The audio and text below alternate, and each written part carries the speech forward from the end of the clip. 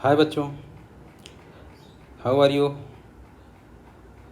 Hope आप सब अच्छे होंगे और एंजॉय कर रहे होंगे पढ़ाई। तो बच्चों, जैसा कि प्रीवियस वीडियो में हमने इलेक्ट्रिक चार्ज इलेक्ट्रिक फील्ड के बारे में हमने डिस्कशन किया, जिसके 2 वीडियो अब तक बन चुके हैं। उसी उसी पार्ट को आगे बढ़ाते हुए हम उसको कंटिन्यू कर रहे हैं। और जो बच्चे नए हैं, जिनको नहीं पता, मैं उनको फिर से बता देना चाहता हूँ कि ये क्या है, ऑल इन वन है। इसमें क्या है कि आपको आपका कोच, आपका कोचिंग नोट्स और आपका टेक्स्ट बुक और साथ में क्वेश्चन बैंक, जो कि प्रैक्टिस के लिए बहुत इम्पॉर्टेंट है। क्वेश्चन एक्सरसाइज करना बहुत ज़रूरी है, स्पेशली फिजिक्स के लिए। तो ये सारी चीज़ें एक ही वीडियो में आपको मिलेंगी। इसके अलावा आपको कहीं से कहीं का नोट्स पढ़ो, कहीं की बुक पढ़ो, कहीं का क्वेश्चन करो, ये सब कुछ भी करने की ज़रूरत नहीं है। ओके बेटा। तो लास्ट वीडियो में हमने इलेक्ट्रिक फील्ड के बारे में बहुत अच्छे से पढ़ा। इलेक्ट्रिक फील्ड क्या होती है? Electric field due to various charge distribution, जिसमें हमने पॉइंट चार्ज से लेकर rod, sphere, shell, cylinder, ring, ये सब, इन सब की वजह से किसी भी पॉइंट पे इलेक्ट्रिक फील्ड क्या होता है मैंने बहुत बताया था। उसमें सबसे इम्पॉर्टेंट जो बताया था, उसमें जो सिलेंडर है और जो स्फीयर है नॉन कंडक्टिंग है, उसकी वजह से इलेक्ट्रिक फील्ड का फार्मूला क्या है वो आपको याद रहना चाहिए। एक बार आप आँख बंद करके सोचिए, याद है क्या वो फार्मूला? अगर नॉन कंडक्टर स्फीयर है, रेडियस के अंदर, उसमें इलेक्ट्रिक फील्ड किसी पॉइंट पे एक्स डिस्टेंस पे निकालना हुआ तो क्या है बेटा? KQ(x/R)। ठीक है, ये है। तो आर के डायरेक्टली प्रोपोर्शनल, इसीलिए ग्राफ भी मैंने बताया था। ग्राफ जो है उनका, जब रेडियस के अंदर रहेंगे तो स्ट्रेट लाइन रहेगा, बाहर जाएंगे तो हाइपरबोला जैसा रहेगा। ओके बेटा। तो अब हम अगला जो बहुत इम्पॉर्टेंट पार्ट है इसका, वो है इलेक्ट्रिक डाइपोल। इलेक्ट्रिक डाइपोल तो बेटा, इलेक्ट्रिक डाइपोल को पहले तो हमें ये समझना पड़ेगा कि इलेक्ट्रिक डाइपोल है क्या। ठीक है, तो यहाँ पे देखिए लिखा हुआ है electric dipole is a two equal and opposite charge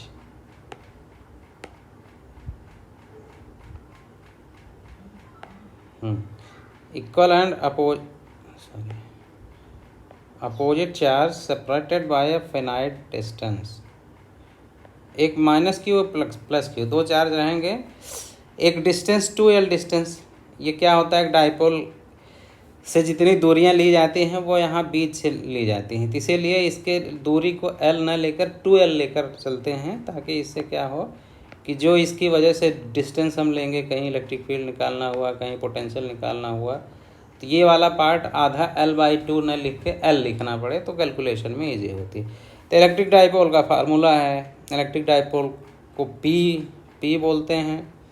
ठीक है, फार्मूला यहाँ पे दिया हुआ है। ये है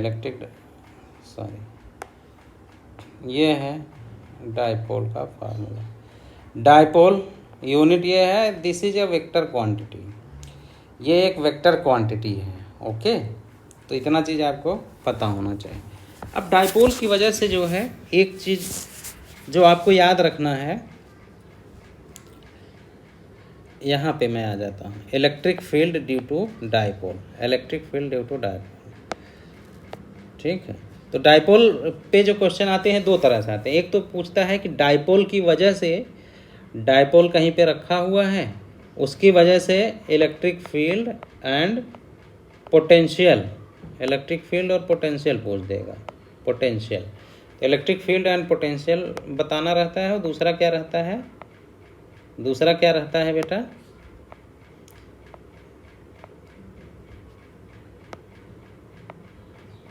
दूसरा क्या रहता है?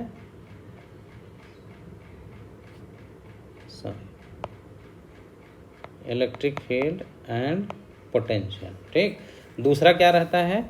दूसरा, डाइपोल को इलेक्ट्रिक फील्ड में, बाहर कोई एक्सटर्नल इलेक्ट्रिक फील्ड रखा हुआ है, एक्सटर्नल इलेक्ट्रिक फील्ड है ऐसे, ठीक है, उसमें किसी डाइपोल को रख दिए। तो हम पहले electric field due to dipole, तो इसके लिए बेटा अलग अलग कंडीशन है। एक तो अलोंग एक्सियल लाइन है, एक इक्वेटोरियल लाइन है, एक एट एनी पॉइंट। ठीक है, तो हम क्या करें कि axial line, equatorial line and any line, तो यार हमको क्या करना है कि हम एनी का अगर फार्मूला हमें पता रहे तो हम एक्सियल इक्वेटोरियल, क्योंकि एनी का मतलब है वो कहीं भी रख दें। अच्छा, एक खास बात और है, यहाँ पे जो डिस्टेंस ली जाती हैं, चलिए तो इसका जो फार्मूला है, पहले फार्मूला आप याद कर लीजिए क्या है। एट एनी पॉइंट जो फार्मूला है ये है, ये आपको याद रखना, electric field due to dipole at any point, at any point, ये ठीक। और दूसरा फार्मूला इसका इम्पोर्टेंट जो है ये है, ये, तो ये दोनों आपको याद रहना चाहिए। अच्छा, मैंने क्या बोला, इलेक्ट्रिक डाइपोल एक वेक्टर क्वांटिटी, इसका डायरेक्शन क्या होता है, डायरेक्शन क्या होता है,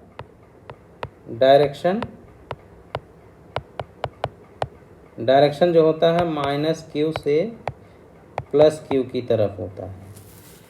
ये बहुत इंपॉर्टेंट है, कई बार बच्चे गलती कर जाते हैं कि डाइपोल जो पी होता है उसका डायरेक्शन जो है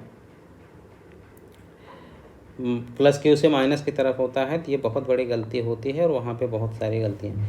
तो उसका डायरेक्शन जो है माइनस क्यू से प्लस क्यू की तरफ होता है। तो एट एनी पॉइंट क्या हो गया formula, a is equal to 1/4πε0 p by x cube into 1+3 cos square theta या 3 cos स्क्वायर थीटा प्लस 1, ये आप याद रखेंगे।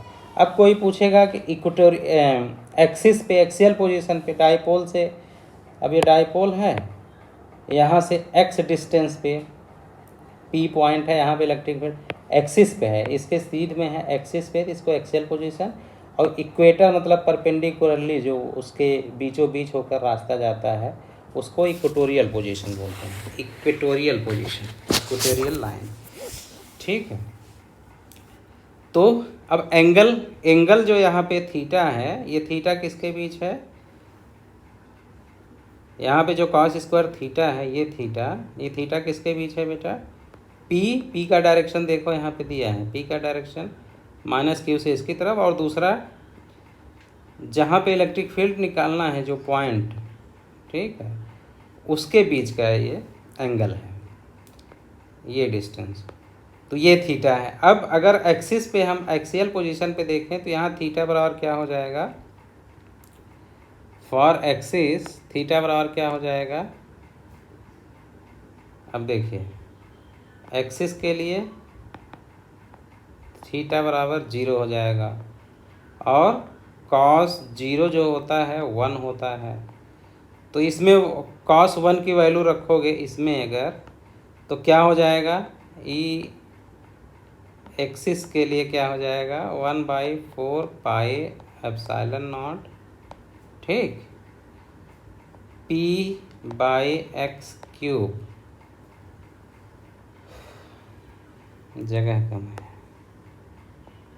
इसको मैं क्या कर दूँ,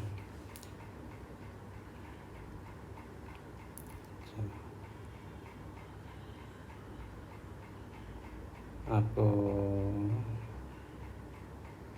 क्या हो गया भाई,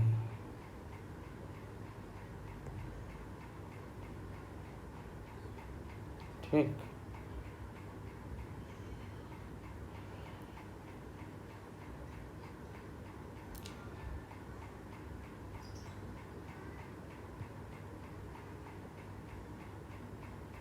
अब देखो एक्सिस के लिए यहाँ पे ये माइनस क्यू है, ये प्लस क्यू है, यहाँ से ये सपोज दैट यहाँ से दूरी x है, ये पॉइंट, तो यहाँ पे एंगल क्या हुआ, P का डायरेक्शन इधर, ये जो डिस्टेंस है वो भी इधर, तो थीटा बराबर क्या हुआ 0, तो cos 0, ये एक्सिस के लिए, फॉर एक्सिस,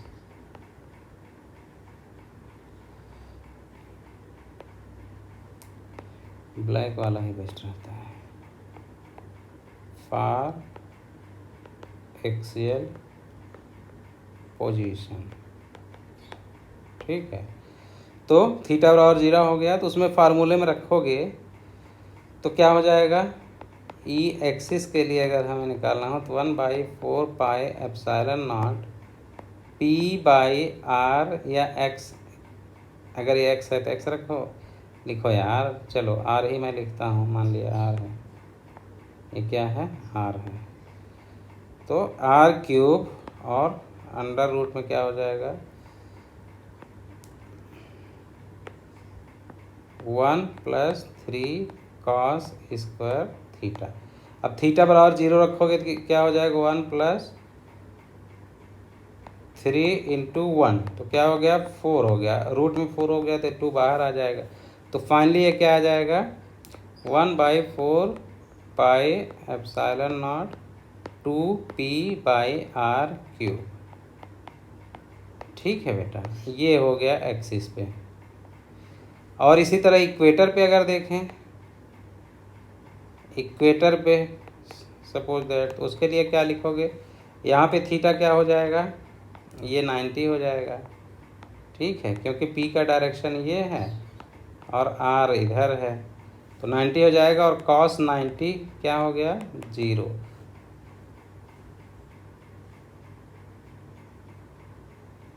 ठीक है, cos 90 0 हो जाएगा, तो यहाँ पे क्या आ जाएगा, जब इसमें cos ये 0 रखोगे तो ये पूरा 0 हो गया, 1 हो गया, तो फाइनली क्या आ जाएगा, ई इक्वेटेरियल पे जो इलेक्ट्रिक फील्ड होगा 1/4 पाई एप्सिलॉन नॉट p/r³। अंदर खाली 1 बचा तो 1 का रूट लिए 1 ही आ गया, तो इस तरह से ये निकल के आया। और यहाँ से देखा जाए तो एक्सियल और इसमें, एक्सियल वाले में खाली 2 है यहाँ पे, बाकी सारी चीज़ें सेम है, तो इसका मतलब ई एक्सियल जो होगा 2 टाइम्स ई इक्वेटोरियल के होगा, तो ये 2 चीज़ें निकल के आए। ठीक है बेटा, तो यही हमारा समझाने का मतलब मकसद था। अब देखो, तो इसीलिए ई एक्सिस का जो है इक्वेटोरियल का 2 टाइम्स है, इक्वेटर का 2 टाइम्स है। ठीक है, 2 टाइम्स है। ओके, और अब यहाँ पे कोई पूछे इलेक्ट्रिक फील्ड का डायरेक्शन क्या होगा, ये बीटा एंगल जो है, नेट इलेक्ट्रिक फील्ड जो होगा उसका डायरेक्शन क्या होगा, तो tan बीटा = ½ tan थीटा। ये भी आपको याद रहना चाहिए, ये भी बीटा = जो नेट इलेक्ट्रिक फील्ड होगा उसका डायरेक्शन क्या होगा, पी के डायरेक्शन से, तो उसके लिए फार्मूला क्या है, tan बीटा = ½ tan थीटा। ये हो गया। अब बारी आती है कि डाइपोल को जब एक्सटर्नल इलेक्ट्रिक फील्ड में रखते हैं तो क्या होता है। ठीक है, तो ये भी थोड़ा समझाने वाली चीज़ है।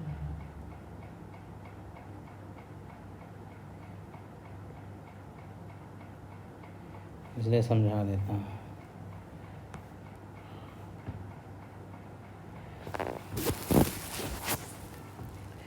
एक्सटर्नल इलेक्ट्रिक फील्ड है ऐसे,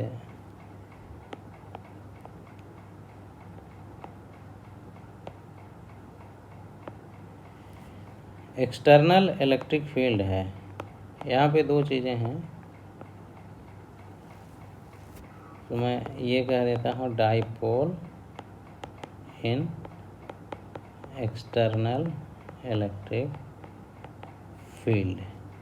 अब यहाँ पे पहले एक कंडीशन है यूनिफॉर्म इलेक्ट्रिक फील्ड है, मतलब इलेक्ट्रिक फील्ड हर जगह जो है क्या है, सेम है। ओके बेटा, अब देखो यहाँ पे डाइपोल को अगर रखोगे तो क्या क्या पॉसिबिलिटी है, ये आपको समझना है। सपोज दैट डाइपोल हमने ऐसे रखा, ये -q है,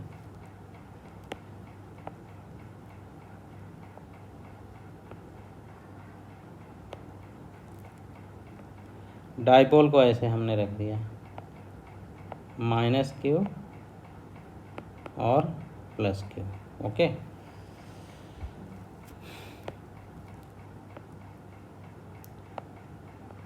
तो क्या होगा, ये दोनों चार्ज हैं, दोनों चार्ज पे अब क्या होगा बेटा, फोर्स लगेगा। इलेक्ट्रिक फील्ड का डायरेक्शन ये है, तो इस पे फोर्स, ये माइनस चार्ज है तो इस पे फोर्स किधर लगेगा, अट्रैक्शन होगा, तो इस पर फोर्स इधर लगेगा क्यू ई, इस पे फोर्स इधर लगेगा क्यू ई। ठीक है, फोर्स दोनों चार्ज इक्वल हैं तो फोर्स भी इक्वल होगा, इक्वल एंड अपोजिट। तो फोर्स क्या हुए, equal and opposite, equal and opposite है। तो नेट फोर्स क्या हुआ, एफ नेट जो हुआ क्या हुआ, 0। अब यहीं कोई कहे कि ऐसे न रख के हम ऐसे रखें डाइपोल को, ऐसे माइनस क्यू प्लस क्यू, तो भी यार फोर्स इस पे इधर लगेगा, इस पे इधर लगेगा, तो फोर्स फिर भी इक्वल एंड अपोजिट होगा, इस पर भी फोर्स, तो नेट फोर्स 0 होगा। तो एक बात ये निकल के आई कि यूनिफॉर्म इलेक्ट्रिक फील्ड में अगर कोई रखा है, ठीक है, तो एफ नेट जो होगा ये ऑलवेज 0 होगा, नेट फोर्स जो है ऑलवेज 0 होगा।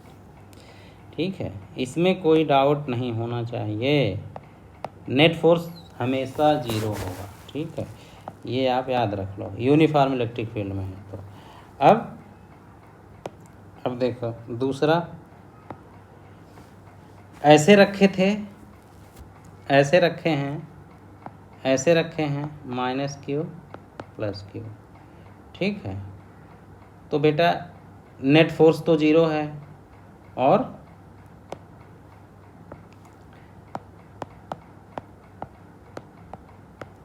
नेट फोर्स 0, लेकिन अगर इसको ऐसे रखते,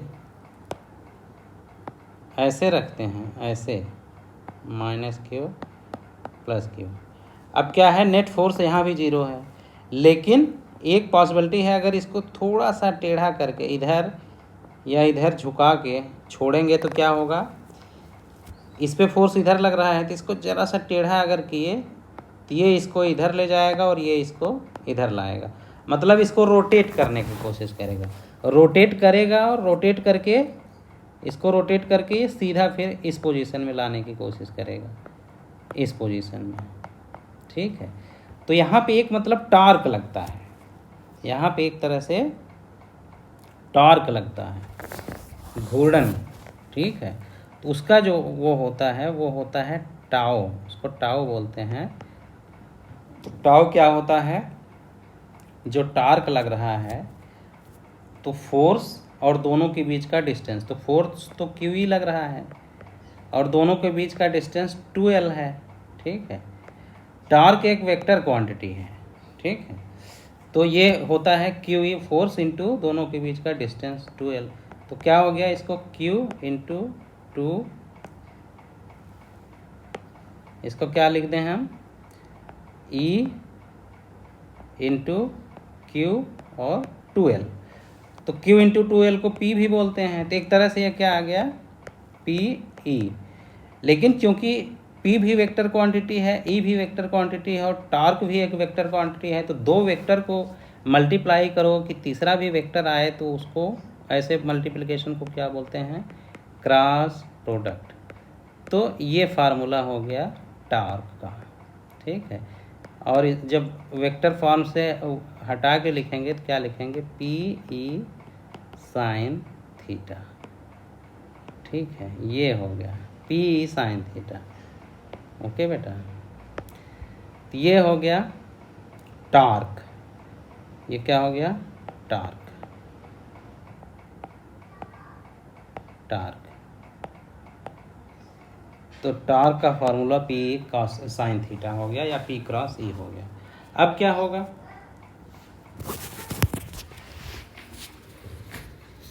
तीसरी कंडीशन क्या है,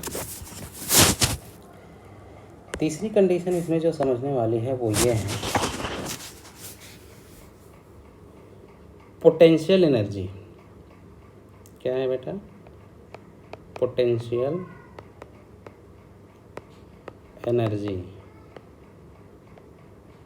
पोटेंशियल एनर्जी को यू बोलते हैं। और आपको पता होगा पोटेंशियल एनर्जी मतलब ये है कि किसी के पोजीशन की वजह से उसमें जो वर्क करने की कैपेसिटी होती है, पोजीशन की वजह से उसमें कार्य करने की जो क्षमता होती है, उसे पोटेंशियल एनर्जी बोलते हैं।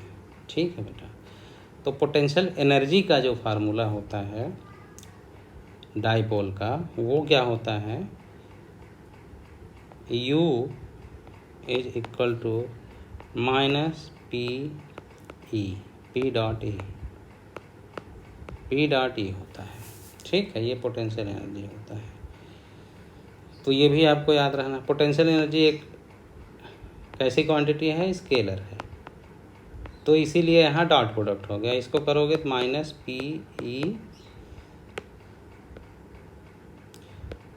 कॉस थीटा, ठीक, minus p E cos theta, ये पोटेंशियल एनर्जी। अब देखो कैसे,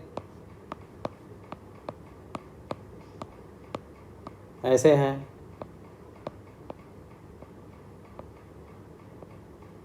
तो टॉर्क, अब सपोज दैट ये रखा हुआ है आपका dipole, minus Q plus Q. अब यार इसको अगर छोड़ोगे तो ये क्या होगा, ये घूमने की कोशिश करेगा, ऐसे ऐसे, ठीक है, घूमने का कोशिश करेगा बेटा, तो घूमने का कोशिश करेगा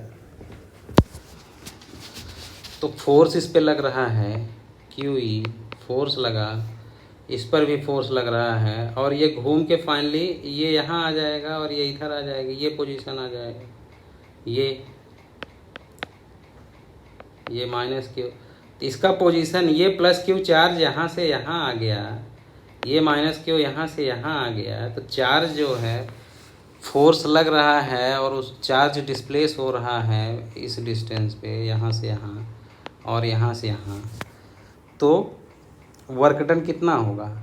अब ये अगर बेटा ये यहाँ से यहाँ आया है तो इसका नेट डिस्प्लेसमेंट क्या हुआ, ये डिस्प्लेसमेंट हुआ कि नहीं, ये यहाँ से यहाँ गया है तो इधर का डिस्प्लेसमेंट इसका क्या हुआ,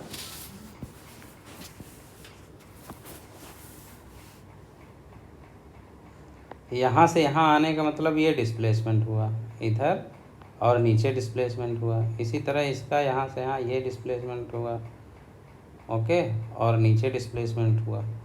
तो ये है कि वर्क फोर्स तो नीचे है नहीं, फोर्स जो है अब इधर जो डिस्प्लेसमेंट हुआ यहाँ से यहाँ, फोर्स इधर लग रहा है, फोर्स इधर, डिस्प्लेसमेंट इधर, ठीक, तो इनके बीच का एंगल 90 हुआ, फोर्स इधर डिस्प्लेसमेंट इधर, तो एंगल क्या हुआ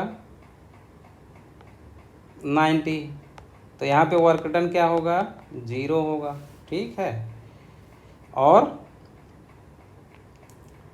फोर्स अभी लेकिन इधर का डिस्प्लेसमेंट और फोर्स भी है तो उधर वर्क डन होगा, तो ये डिस्प्लेसमेंट कितना होगा। अब यहाँ पे कोई भी एंगल जैसे ये अगर डिस्टेंस है, ठीक है बेटा, तो इस डिस्टेंस से ये हाफ वाला डिस्टेंस है, तो ये हाफ डिस्टेंस यहाँ पे आया, तो एक तरह से इसमें वर्क डन हुआ, ठीक है, क्योंकि चार्ज का मूवमेंट हो रहा है। वर्टिकल डिस्प्लेसमेंट में वर्क डन नहीं होगा लेकिन हॉरिजॉन्टल डिस्प्लेसमेंट में वर्क डन होगा। अब क्या है कि ये वर्क डन अगर इसको छोड़ दोगे तो ये इधर से इधर आने की कोशिश करेगा, ठीक है। तो कोई भी चीज़ जिस पोजीशन में रुकता है वो जो है इक्विलिब्रियम या state of minimal potential energy उसमें रहना चाहता है। यहाँ पे पोटेंशियल एनर्जी मैक्सिमम है, फार्मूले में ही रख के देख लो। अगर ऐसे है तो एंगल 90 है, तो यहाँ पे पोटेंशियल एनर्जी क्या हो गया, cos 90 0, तो P 0 हो गया, ठीक है। और ऐसे आ गया तो थीटा 0 हो गया और cos 0 1 होता है और माइनस पहले से लगा है तो -1। तो इस कंडीशन में पोटेंशियल एनर्जी 0 है और इस कंडीशन में -1 है, तो कौन बड़ा कौन छोटा हुआ, ये छोटा हुआ, -1 इज स्मॉल दैन 0, ठीक है। तो ये है, तो वर्क डन जो होता है, तो वर्क डन मतलब एक पोजीशन से दूसरे पोजीशन में करने पर। अब यहीं ऐसे है, इलेक्ट्रिक फील्ड है, ठीक है। अब इसमें हमारा डाइपोल पहले सपोज दैट ऐसे था,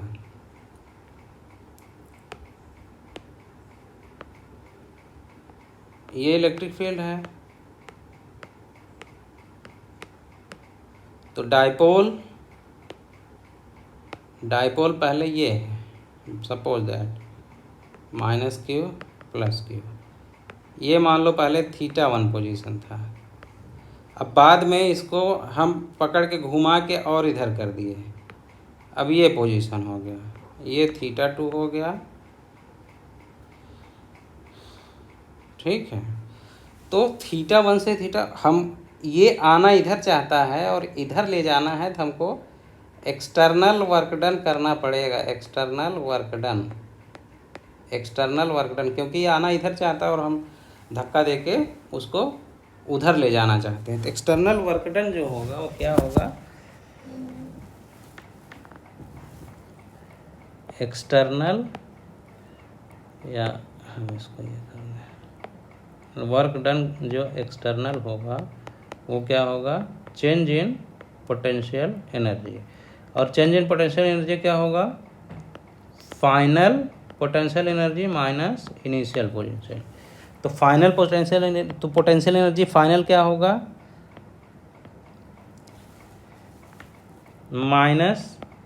-PE cos θ2, ठीक है,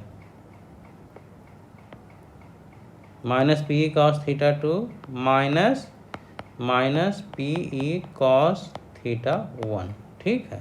ये माइनस माइनस क्या हो गया, प्लस हो गया, तो क्या हो गया, PE cos θ1, ये प्लस में हो गया और ये माइनस में रह गया, तो -PE cos θ2, ठीक है। तो फाइनली क्या हो गया, work done by external agent, उसको θ1 से θ2 ले जाने में जो वर्क डन होगा क्या होगा, PE × cos θ1 माइनस cos θ2, ठीक है।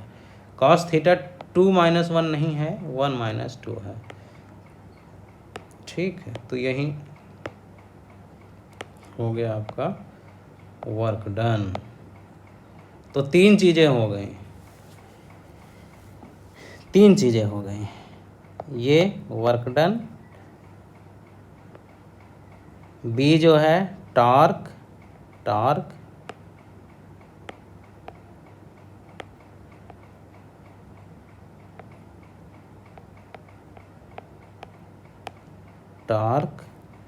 ठीक, पोटेंशियल एनर्जी, चार चीज़ें हो गई, ये सी हो गई पोटेंशियल एनर्जी, और चौथा जो है वर्क डन हो गया, डी। तो फोर्स हमने देखा, फोर्स क्या है, 0 है। फोर्स हर कंडीशन में नेट फोर्स क्या होगा, 0 होगा, ओके बेटा। तो इन पे क्वेश्चन बनते हैं।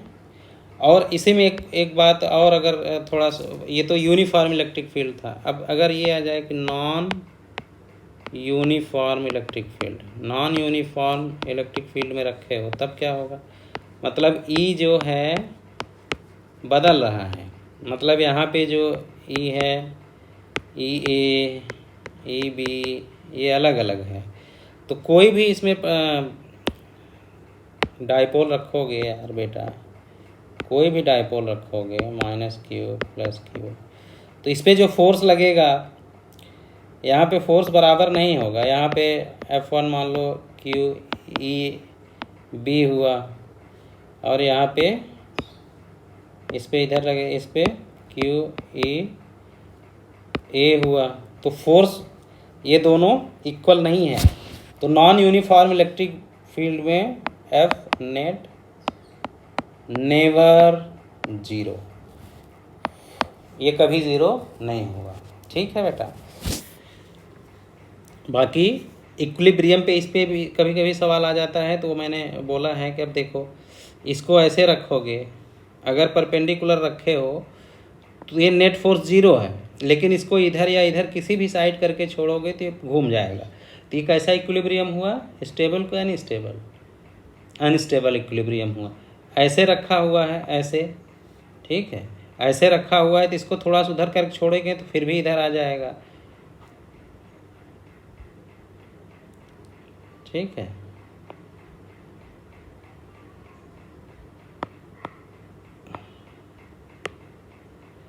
इसको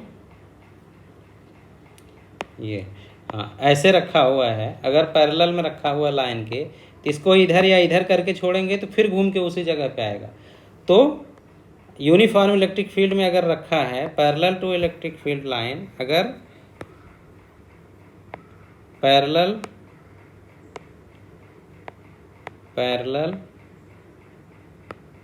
टू ई है, ठीक है, तो क्या हो गया, स्टेबल इक्विलिब्रियम होगा।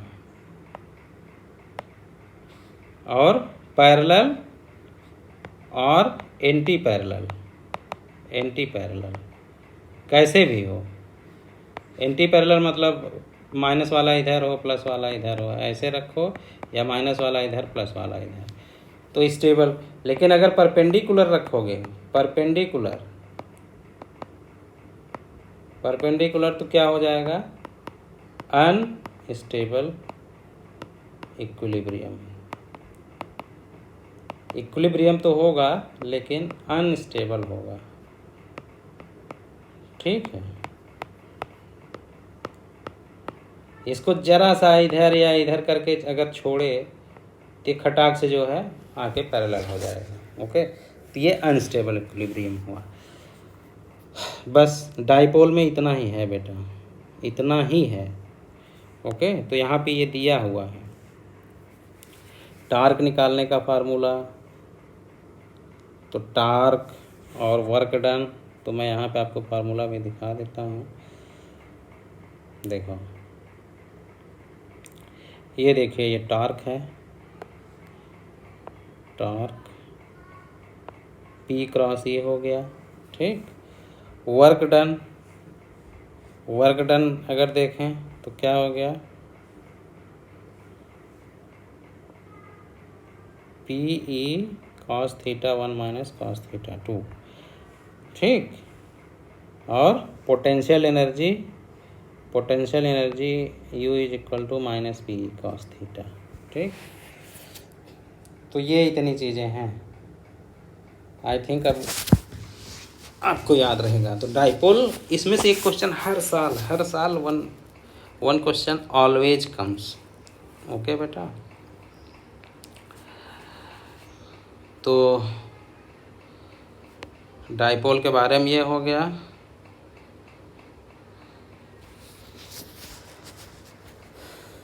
अब इसमें एक ये दिया है एक पॉइंट कि time period of dipole in uniform electric field. जाहिर सी बात है बेटा, उसको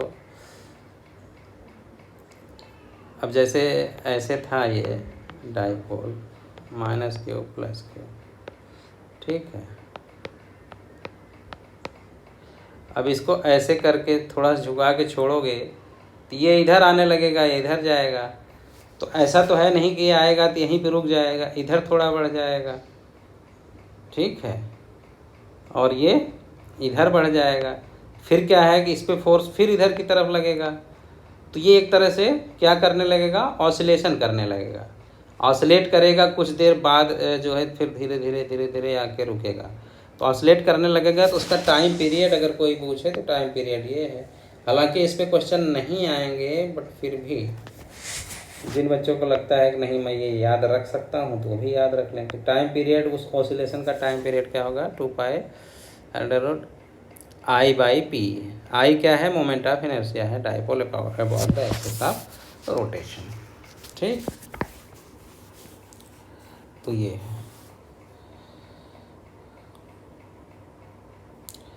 क्वेश्चन है, example, calculate electric field due to dipole moment length 10 cm and having charge 500 microcoulomb at a point on axis with a distance जो है from one of the charges in air, distance 20 centimetre है और dipole का length जो है 10 centimetre. तो यहाँ पे R जो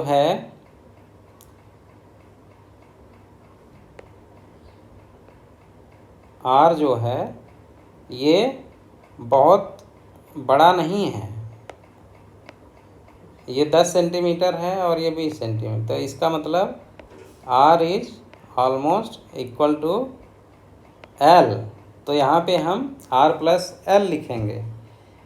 एल को नहीं भूल जाएंगे। फार्मूले में जैसे होता है ना, तो फार्मूले में जैसे डाइपोल का इलेक्ट्रिक फील्ड का फार्मूला क्या है, 1/4πε0 P/r प्लस एल का क्यूब। ठीक है, एक साइड एक चार्ज की वजह से, इसी तरह दूसरे की वजह से। ओके बेटा, तो यहाँ पे वो जो फार्मूला हम लिखते हैं वो जब स्मॉल वो होता है, ये मान लेते हैं कि एल बहुत छोटा है, बहुत छोटा है आर से, तब वो सीधा सीधा लगा के। हालांकि इस पे क्वेश्चन नहीं आए हैं, तो आपको ये वाला, अगर इस पे आते हैं तो आर लिखोगे, ठीक है, इस तरह से लिखोगे, उसको सॉल्व करना पड़ेगा। इसमें क्वेश्चन, कंसीडर 2 ऑब्जेक्ट्स, एग्जाम्पल 12 में 2 ऑब्जेक्ट्स मासेस हैं 3 सेपरेटेड बाय, ये थोड़ा इसमें मैकेनिक्स भी डाल दिया है, तो ये सब मतलब आपको लगा के टाइम वेस्ट करने की ज़रूरत नहीं है। जिन बच्चों को जिज्ञासा है तो वो इसको लगा सकते हैं, ऐसा कोई वो नहीं है। ठीक है, इसमें मैकेनिक्स, मोमेंट ऑफ इनर्शिया और वो सब जोड़ दिया है, तो उसकी वजह से फिर जो है वो निकाला है ओमेगा। ओके बेटा, अब आता है अगला पॉइंट जो कि बहुत इम्पॉर्टेंट है, that is electric flux. Electric flux का कॉन्सेप्ट क्या है? इलेक्ट्रिक फील्ड लाइन किसी भी number of electric field lines passing through a surface. Passing through a surface का मतलब है परपेंडिकुलरली उस सरफेस से कितना पास कर रहे हैं, उसको बोलते हैं इलेक्ट्रिक फ्लक्स।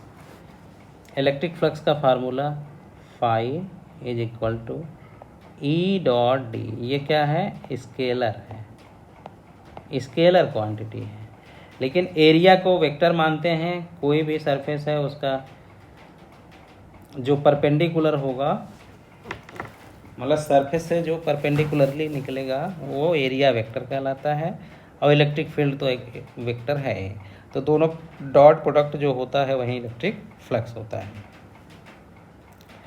तो ज़रूरी नहीं है कि कोई इलेक्ट्रिक फील्ड, भाई इलेक्ट्रिक फील्ड ऐसे ऐसे है, ऐसे ऐसे है, अब इसमें कोई सरफेस ऐसे रखे हो आप, जैसे इसी में है, डायग्राम में ही बना हुआ है, इसको अलग से बनाए, तो इसका एरिया वेक्टर किधर होगा? इधर एरिया, इलेक्ट्रिक फील्ड भी इधर होगा, तो क्या हो गया? थीटा क्या हो गया? 0, और कॉस 0 जो होता है, कॉस 0 होता है 1। तो यहाँ पे मैक्सिमम फ्लक्स होगा। क्या होगा? Maximum flux. ठीक है, मतलब लाइन क्रॉस होनी चाहिए। जैसे आपकी किताब है, आपकी किताब में छेद करते हुए पेन से आप छेद करिए अंदर की तरफ, इस पार से उस पार, तो ये इलेक्ट्रिक फील्ड लाइन इस पार से उस पार जाए, तो ये सबसे ज़्यादा फ्लक्स कहलाता है। अब इसका मतलब ये नहीं है कि फ्लक्स के लिए हमेशा जो है परपेंडिकुलर हो तभी फ्लक्स होगा। ठीक है, अब मान लीजिए हम कह रहे हैं कोई एरिया ऐसे है, हम कह रहे हैं कोई एरिया ऐसे रखा हुआ है, परपेंडिकुलर नहीं है, तो इसका मतलब ये थोड़ी कि फ्लक्स नहीं होगा। ये एरिया है ऐसे, और इलेक्ट्रिक फील्ड लाइन आपकी ऐसे जा रही हैं, ऐसे,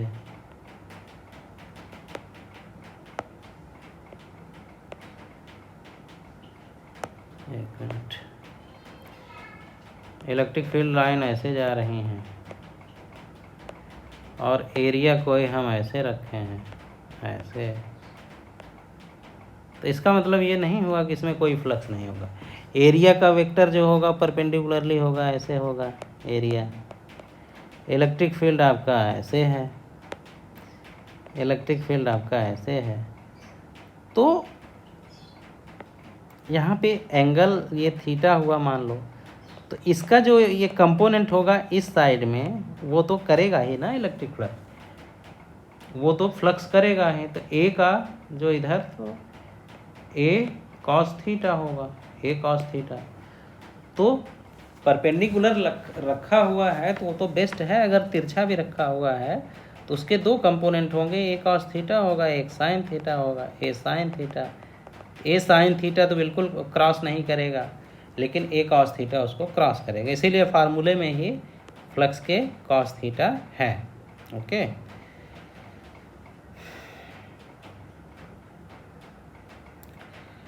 अब ये इलेक्ट्रिक फ्लक्स हो गया। इलेक्ट्रिक फ्लक्स के लिए ये है कि टोटल, अब जैसे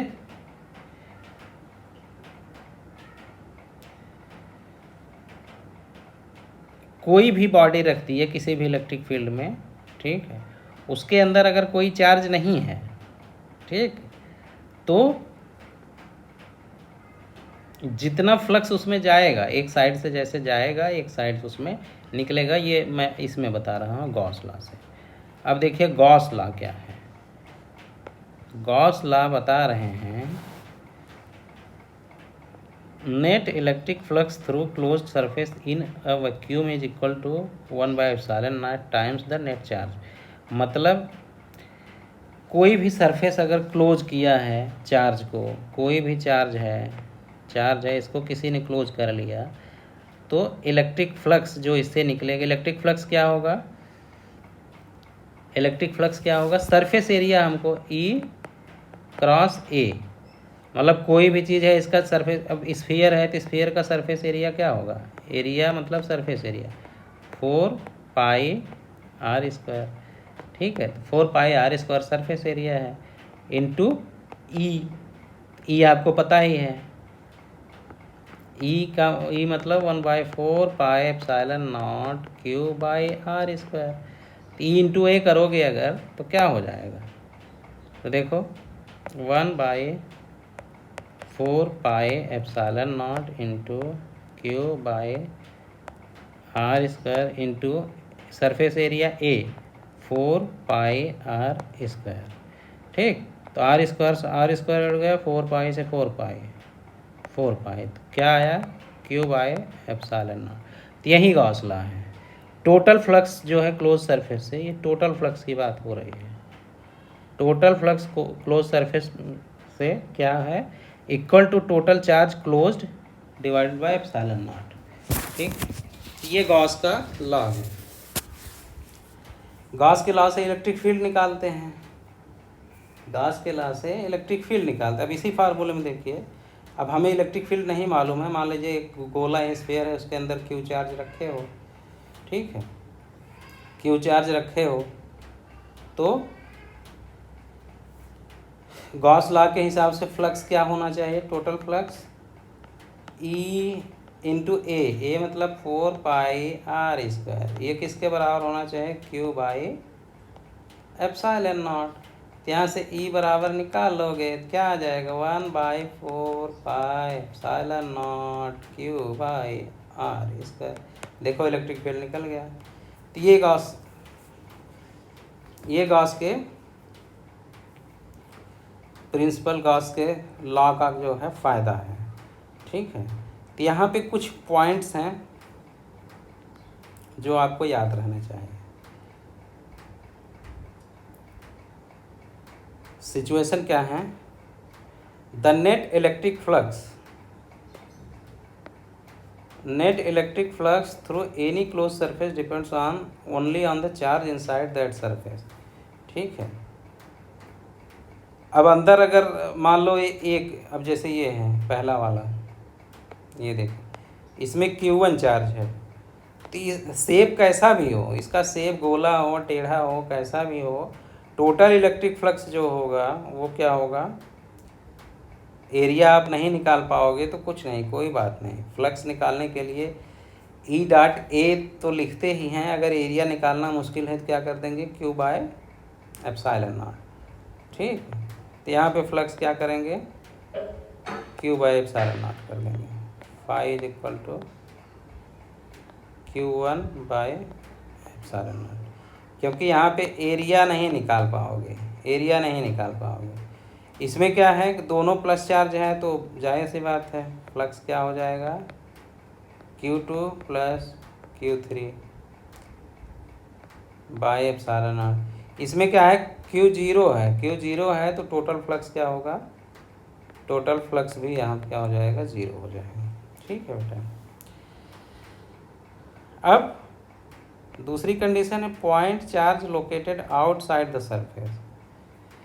तो इसमें क्या होगा, in this case the number of lines entering surface equal to the number of lines leaving surface, other word flux through a close surface, flux through a close surface is 0 if there is no charge inside. ठीक, मतलब जितना कोई ऐसे रख दिए हो, ऐसे गोला रख दिए हो,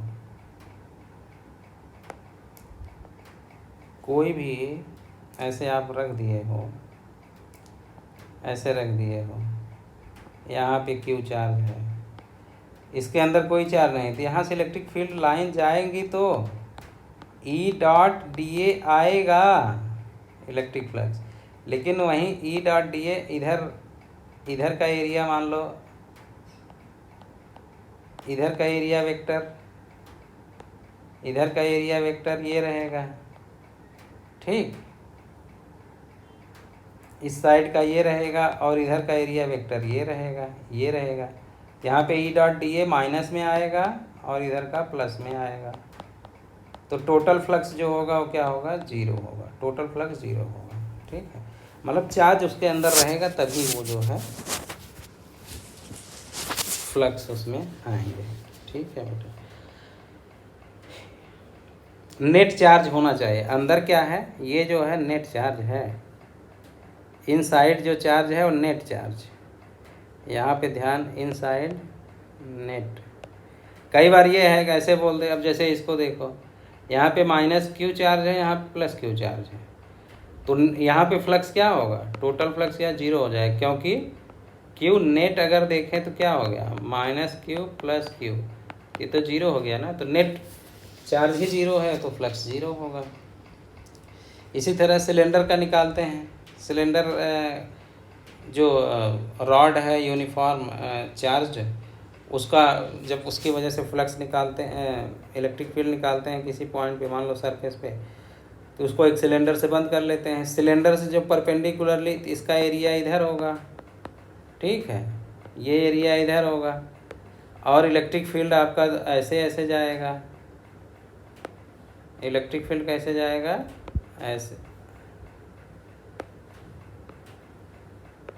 इलेक्ट्रिक फील्ड इधर जा रहा है, तो फ्लक्स किससे आएगा, फ्लक्स खाली कौन से उससे आएगा, इधर वाले जो एरिया हैं सिलेंडर का, ये वाला एरिया और ये वाला एरिया, यही फ्लक्स बनाएंगे। तो इस सिलेंडर का जो गोल वाला एरिया होता है, ये वाला रिंग वाला पार्ट, ये तो परपेंडिकुलर हो गया, तो cos 90 0 हो जाएगा, इधर वाला 0 cos 0 1 होगा, और ये एरिया कितना होता है, पाई आर एल। ठीक है, ये एरिया क्या होता है, पाई आर एल। आर रेडियस है, ये लंबाई है, रॉड की लंबाई। तो ये एक साइड का हो गया। इसी तरह तो फ्लक्स क्या हो जाएगा इसका, एक साइड का क्या हो जाएगा, E into pi R L.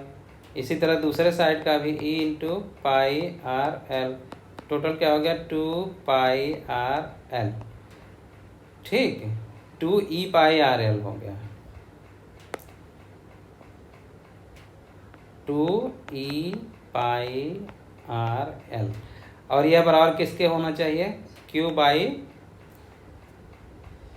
Epsilon not. ये लीनियर चार्ज डेंसिटी, यहाँ तो लैम्डा जो है पर यूनिट लेंथ पे चार्ज है। ठीक है, तो एल लेंथ पे टोटल चार्ज क्या हो जाएगा, क्यू बाई टोटल चार्ज क्या हो जाएगा, क्यू बराबर लैम्डा इंटू एल हो जाएगा। ठीक है, टोटल चार्ज, तो क्यू की जगह पे लैम्डा इंटू एल लिखोगे यहाँ पे, तो क्या हो जाएगा, देखो 2 ई पाई आर एल, ये बराबर क्यू बाई एप्सिलॉन नॉट हुआ। और क्यू क्या हुआ, लैम्डा क्यू बाई एल है तो क्यू बराबर क्या हो गया, एल लैम्डा। तो यहाँ क्यू की जगह पे क्या लिख दें, एल और लैम्डा बाय एप्सिलॉन नॉट। अब यहाँ से ई हमें निकालना होगा तो ई बराबर क्या लिखेंगे, 1/2 एप्सिलॉन नॉट इंटू, नीचे एल भी आ जाएगा, ऊपर lambda L by epsilon not तो यहाँ ले लिए, ठीक है, और आर भी यहाँ पे आ जाएगा आर। तो एल से एल उड़ गया तो फाइनली क्या आ जाएगा, अगर इसको 4 पाई लिखते तो ऊपर 2 कर दें तो 2k लैम्डा बाय आर, ये हो गया इलेक्ट्रिक फील्ड। ठीक है बेटा, ये हो गया इलेक्ट्रिक फील्ड। ये देखो यहाँ पे निकाल दिया ना इसने। हालांकि ये सब हम पहले ही पढ़ चुके हैं, रॉड की वजह से जो इलेक्ट्रिक फील्ड हो गया lambda by 2 pi epsilon not, और या इसी को और क्या बोलते हैं, इसी को और क्या बोलते हैं, 2k लैम्डा बाई आर, यही तो बोलते हैं। और इसके लिए फार्मूला मैंने, सबसे बेस्ट फार्मूला जो है उसका क्या है, k lambda by R into sine theta plus sine alpha plus sine beta. Okay, याद आया, ये हमने बताया है। तो यहाँ पे बेटा कीप इन मेमोरी मतलब वही क्लॉज फ्लक्स से रिलेटेड बातें बता रहे हैं। अब देखो यहाँ क्वेश्चन नंबर 13 में बता रहे हैं, a charge Q is enclosed in A cube, what is electric field association one of the face of the cube. तो क्यूब के टोटल कितने फेस हैं, 6 फेस, ठीक है। तो टोटल फ्लक्स कितना होगा, क्यू बटे एप्सिलॉन नॉट, टोटल 6 फेस हैं, 6 फेस हैं, तो एक फेस से कितना होगा, 1 फेस से कितना फ्लक्स निकलेगा, 1/6 हो गया, यानी क्यू बाई 6 एप्सिलॉन नॉट। ठीक है, तो ये देखो इसी तरह the following so switch is enclosing -2q charge, the charge plus Q kept outside surface as, calculate net outward inward flux in the surface. अब देखो यहाँ पे -2q चार्ज अंदर है और +q चार्ज बाहर है, -2q अंदर है +q बाहर है, तो फ्लक्स कितना हुआ, इसकी वजह से आउटवर्ड फ्लक्स कितना निकलेगा, तो जो अंदर इनक्लोज चार्ज है उसी की वजह से फ्लक्स निकलेगा, ठीक है। तो उसकी वजह से फ्लक्स क्या हो जाएगा, -2q बाई एप्सिलॉन नॉट, और बाहर की तरफ ये सब बाहर की तरफ निकलेंगे, लेकिन जो बाहर है उससे क्या होगा, उसकी वजह से कोई फ्लक्स क्या होगा, नेट फ्लक्स क्या होगा, नेट फ्लक्स 0 होगा, ठीक है। तो net flux due to +q, क्योंकि वो बाहर है तो 0 होगा। इसी तरह इसमें देखो 15th में, in which are the following electric flux is maximum, maximum flux कब होगा बेटा, देखो यहाँ पे जब चार्ज दिया है, अंदर इनक्लोज्ड चार्ज दिया है, इनक्लोज्ड चार्ज दिया है, तो हमें पता है कि टोटल फ्लक्स जो होता है क्यू बाई एप्सिलॉन नॉट ही होता है, टोटल फ्लक्स क्या होता है, क्यू बाई एप्सिलॉन नॉट। तो क्यू बाई एप्सिलॉन नॉट सबका सेम है, तो यहाँ एरिया से हमसे कोई मतलब है ही नहीं, तो इसका मतलब तीनों में क्या होगा, फ्लक्स सेम ही होगा, Q by epsilon not, Q by epsilon not, किसी में कम ज़्यादा नहीं होगा। एरिया तब देखते हैं जब इंक्लोज्ड चार्ज नहीं दिया हो और बाहरी इलेक्ट्रिक फील्ड में रखा हुआ है, ठीक है। 16 point charge cube placed at mid point of cube side L, what electric flux emerging from the cube, mid point of cube of side of L, ठीक है, एक क्यूब के साइड में रखा हुआ है, तो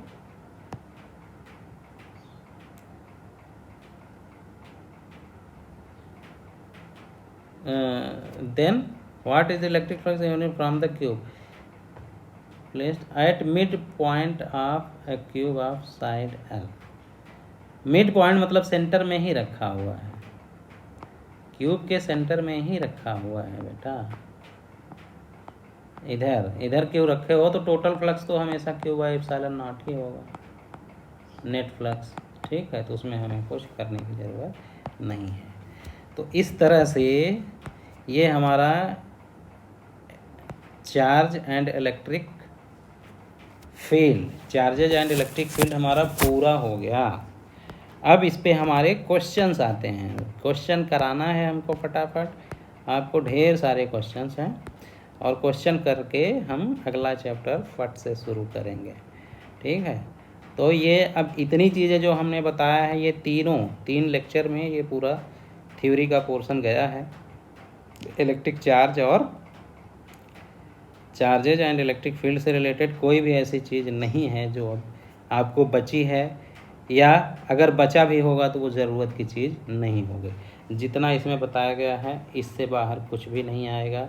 इतना अगर आपको हो, आप समझ में आता है और आगे प्रैक्टिस क्वेश्चन का कर लेते हैं तो फिर आपको कुछ और करने की ज़रूरत नहीं है। ओके बेटा, तो नेक्स्ट वीडियो में हम क्या करेंगे कि क्वेश्चन बैंक, जो इधर अब क्वेश्चन है, क्वेश्चंस करेंगे कुछ अच्छे अच्छे क्वेश्चन सेलेक्ट करके, और उसके बाद जो है हम फिर आगे प्रोसीड करेंगे। तो एक्सरसाइज अगले उसमें जो है हम एक्सरसाइज करेंगे।